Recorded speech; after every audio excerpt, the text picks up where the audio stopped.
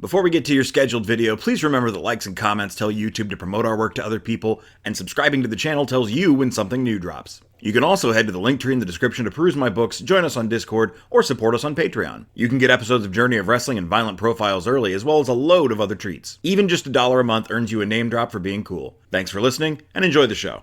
Greetings and salutations, my fellow, extremely stressed out, but doing okay now, individuals. This is Eric J. Chucky, joined as always by The Boy. Hey! This is the Two Nerd Podcast. It's a Two Nerds Podcast. It's plural because there's two of us.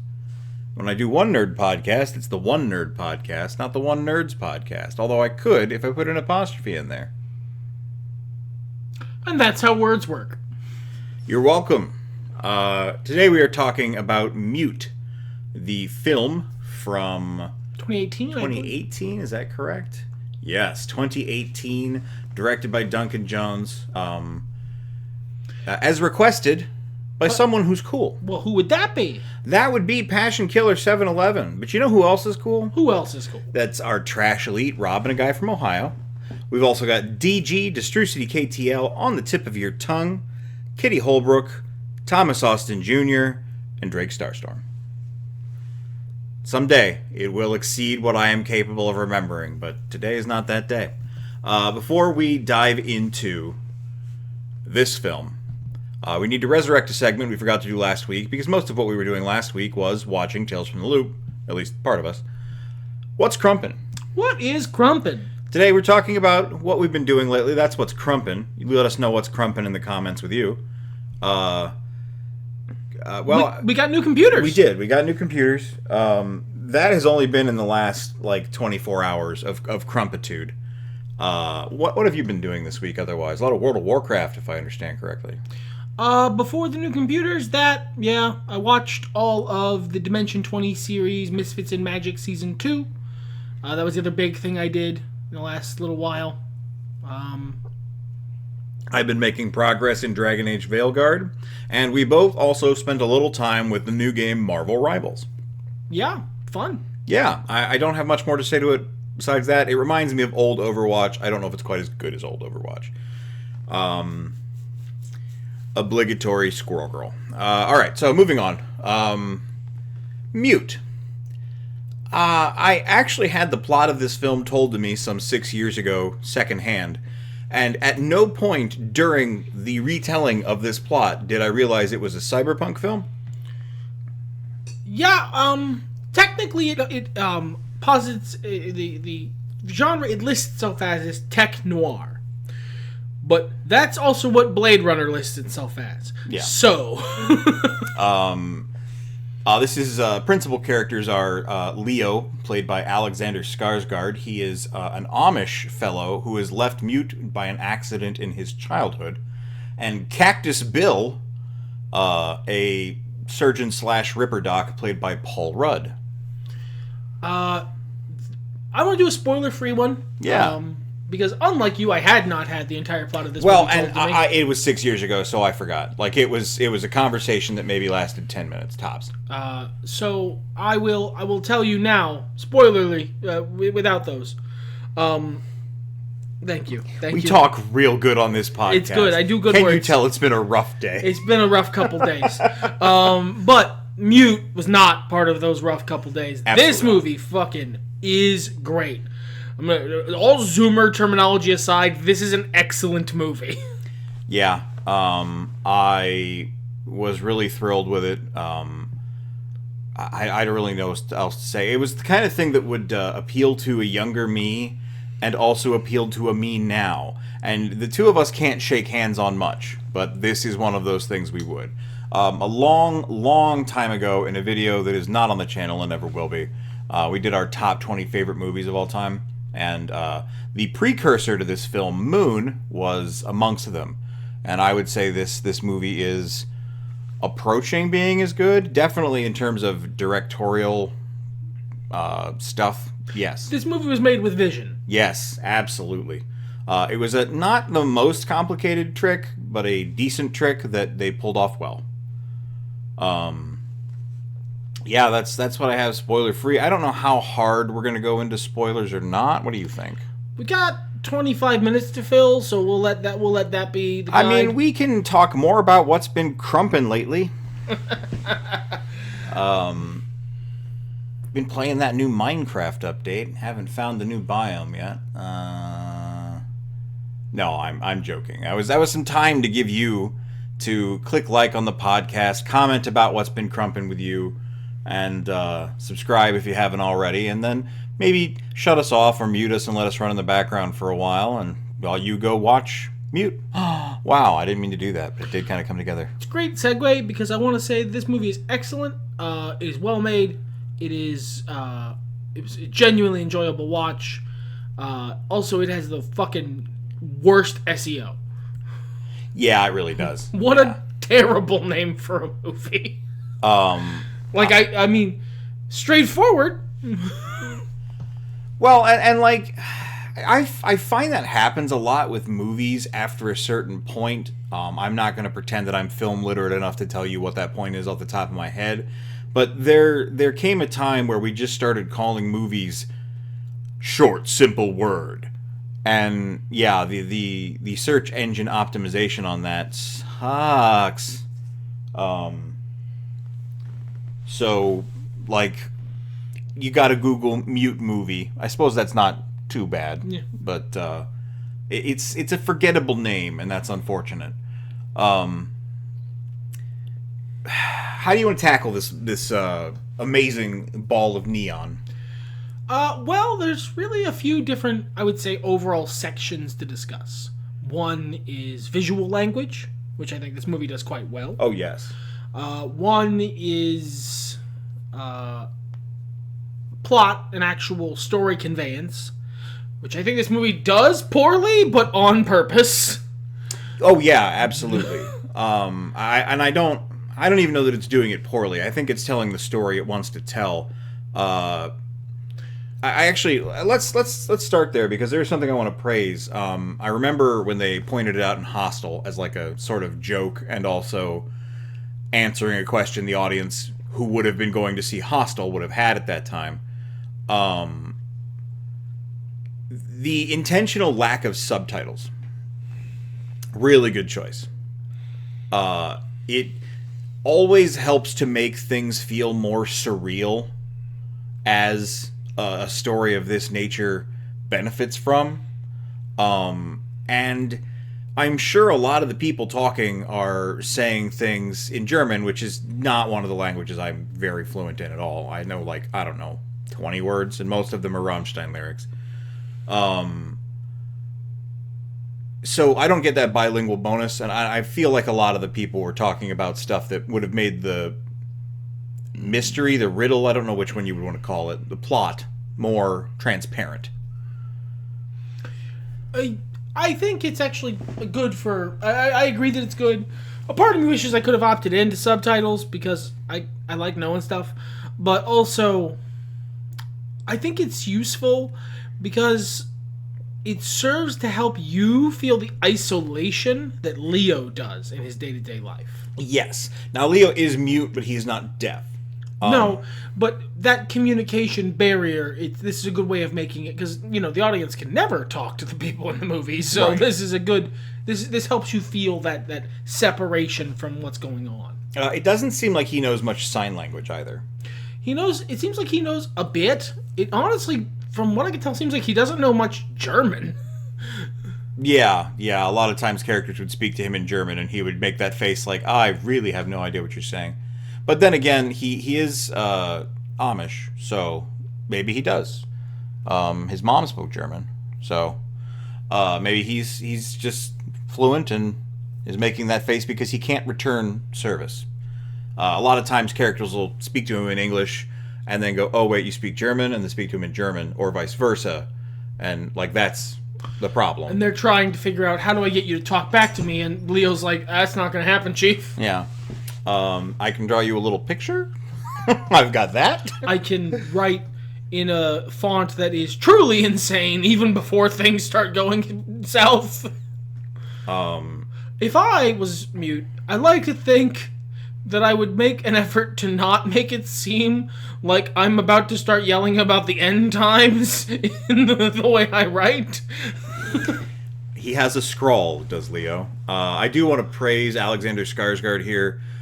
His body language in this film is impeccable. If he didn't have Alexander Skarsgård's face, he would vanish into this role.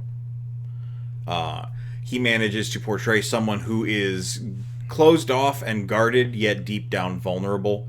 Someone who is struggling so much in life, and is a physical presence.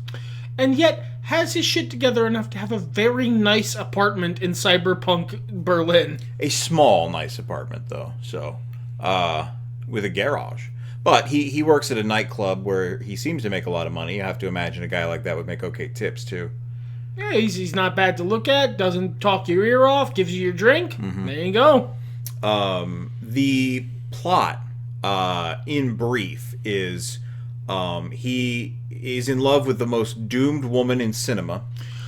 Look, this is not a spoiler. We're not even in spoiler territory. If you watch this movie for 35 seconds after she first appears, you will go, oh, I see. Yeah, something bad is going to happen in regards to this relationship. Unless you're new to movies, and in which case, welcome. How did you get here?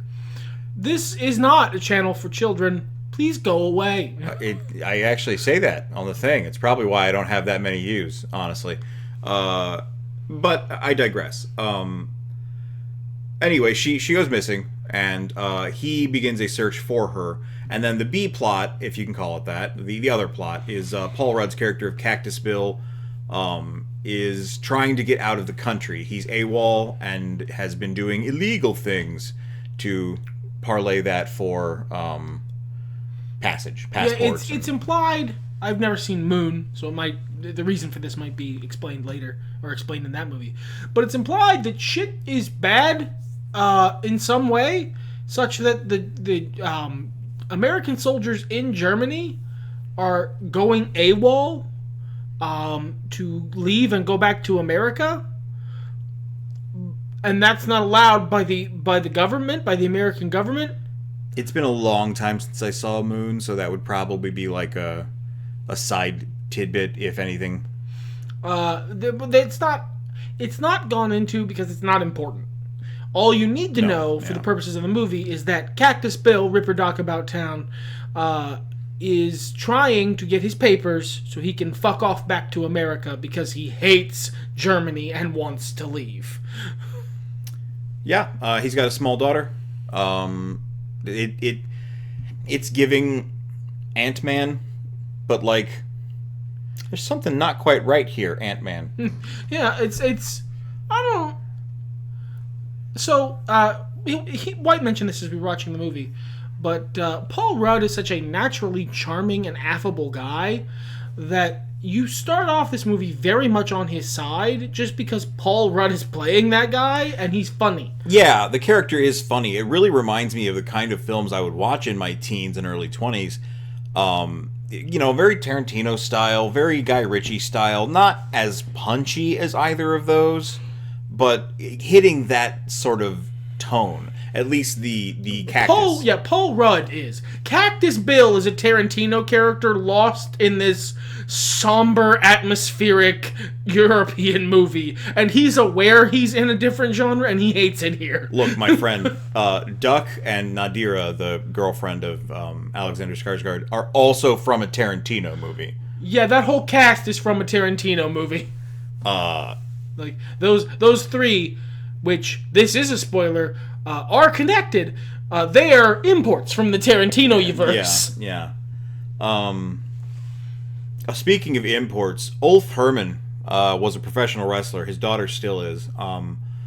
It was giving my life breath and soul in his Clockwork Orange getup.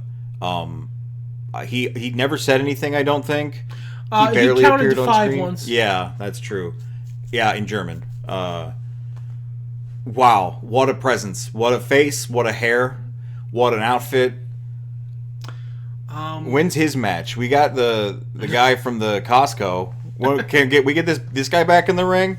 Jesus, dressed like that, please. Obviously, I don't know. It's just a cool, like in that vein of Snatch, where there's just like these cool bit characters who show up once and have nothing to do with anything else. Like there were a lot of characters like that oozed. I have a backstory, and you never get to know it. Yeah, that's one of the things I like about the movie is that this world feels very lived in. It does feel a little small for, giant neon signs, cyberpunk Berlin. I like that, actually, because there's so many crime stories and cyberpunk stories that end up being, and now we have to blow up every corpo at the same time. That's not what I mean. It feels...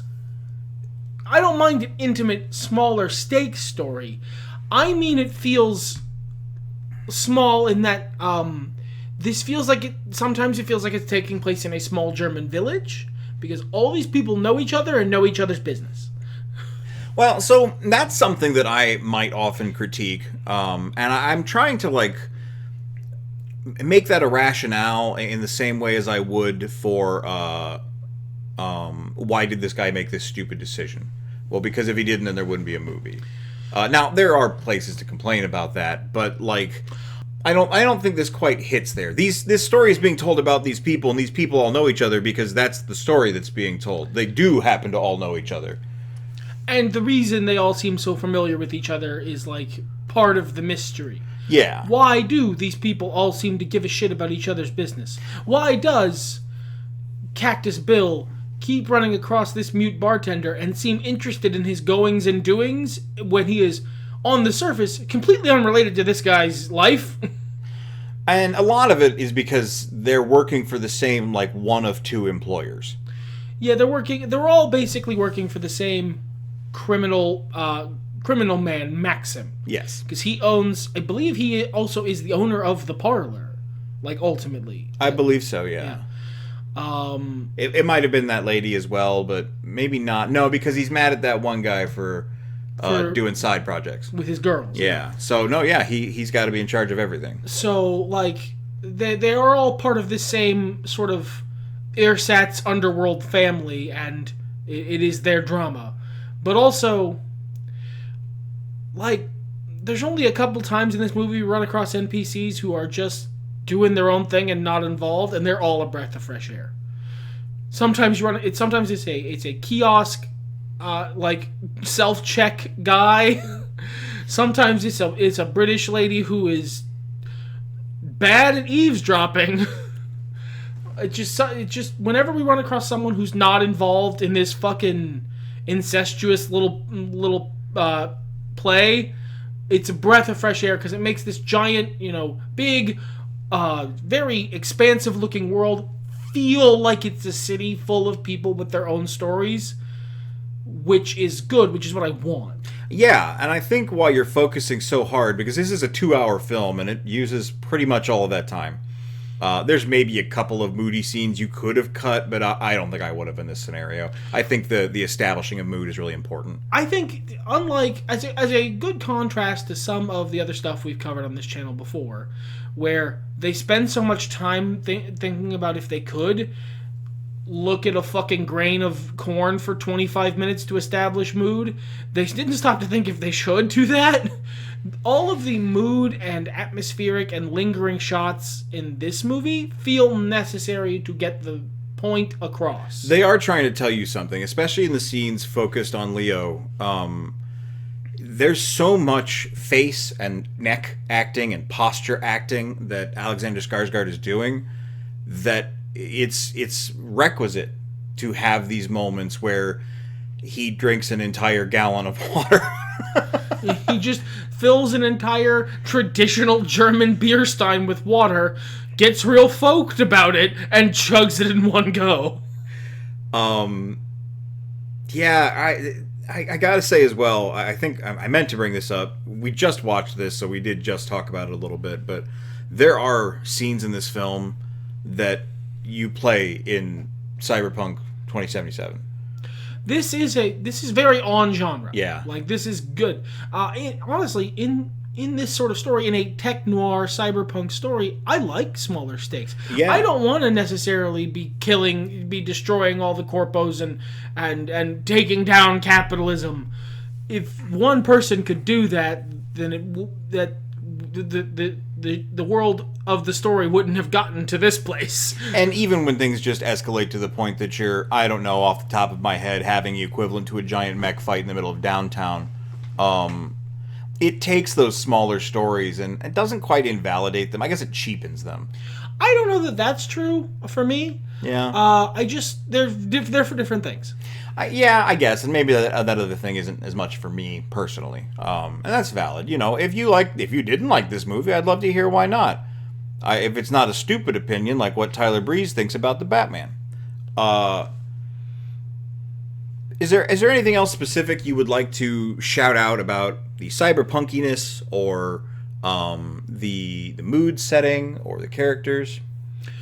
I will say that I can't think of anyone in this movie who didn't really nail their role. Even if their role was small, nobody felt out of place. Nobody felt like, that guy, he's not a very good actor now, is he? I started to get that because of some of the thickness of some of the accents, but it faded. Like in the second scene, I would see a character, I'd be like, oh no, this is just kind of how they talk. Dominic Monaghan was wild. I was not expecting Mary to show up in the middle of the movie. Yeah, that was something else. I do want to say that I think probably the worst principal actor was Nadira. I am not going to try to pronounce her name. No disrespect. I'm sure you're a very good actress.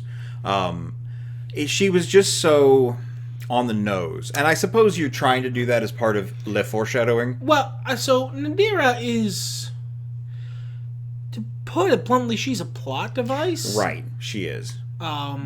So, like, she only has so much material to work with, and she's got to get her beats in hard and fast. Well, and this is emblematic of the genre and these kind of plots separate from one another. So, of course, coming together, you would have such a character become almost a caricature of itself. She's not quite a manic pixie dream girl, but like she's his everything. She's got as much depth as the girlfriend in the beginning of all the Crow movies, except for the first one, and even then. She's got to feel as perfect and over the top, like not like angelic, but trying to figure out the way to phrase this, because she's not portrayed as angelic. She's clearly like a person with her own struggles. But she does represent a lot for him, because this is a guy who grew up Amish. We don't learn exactly why he left his culture, but there are still things that he's upholding from then, stigma he has, or things that make him uncomfortable about the traditions he used to follow that he doesn't anymore. Or at least not fully. Right, or that he hasn't gone through that bridge. She is his bridge to the rest of the world. But, like, even at the time she's given, they shadow in the lines. They make it clear that she's got other stuff going on. She's not a stereotype, but she's got to be as, like, bombastic, I guess is the way of phrasing it, as she is. Because you need to be able to emotionally connect to how, like, fully insane Leo goes trying to find her. Small spoiler alert as well. To be fair, his systems were full of a lot of unknown drugs at the time. Yeah. Maybe not the first time, but the first time was a little more justified. After that, my guy was on something. So, yeah, and I think they pack that in, and they do a good job of explaining that, like you said, why he gets so defensive about her, in excess, one might say, and also just getting us on her side. But I do like the small bit of doubt cast, because for a while I was wondering if she wasn't, like, involved in some sort of political movement or underground group, or maybe she just, hit the road, hit for the territories, took the money and run. And, like, kind of left Leo holding the bag without... Maybe she didn't give as much of a shit about him as she claimed to. So, as much as I am... If I'm going to be critical of anyone's acting in this film, I would be critical of hers. I wouldn't even be that critical, because I think she did what she needed to do. And between the writing, the directing, and her performance, they really left it open for you to kind of question as the movie went on. I like a mystery who at least has threads that are unclear. Even if we are signposted as somewhat literate viewers of media that things are not going to go well for her, what happened? You know, what is the answer to this question, that question? What did she want to tell Leo? It takes some time before we get those answers, and it's fun to guess. I care, I guess, is a really good thing to say. A lot of times in less quality movies, I don't care. I don't care what questions you're asking me. I don't care about the answers. Just tell me the answers. You've done nothing to make these characters interesting or compelling. And that's where some of my praise comes in here, again, for Paul Rudd. What great casting. Again, we're getting into spoilery territory here. This is full spoiler. Yeah. We gave you 25 minutes. Yeah, you know, we got to talk about something. But no, I actually do believe he's fantastic casting, and I don't think the Ant-Man parallel was intentional, but, like, we, especially now, are used to seeing him play this role of a beleaguered, troubled father with a daughter he loves a lot. And, you know, when it turns out he's exactly as sick of a fuck as, you know, most of the other people in the movie, yeah, only most. He doesn't quite rise to the level of the worst person in the movie. It feels almost like surreal and like a betrayal, and it makes you not sympathize with the character.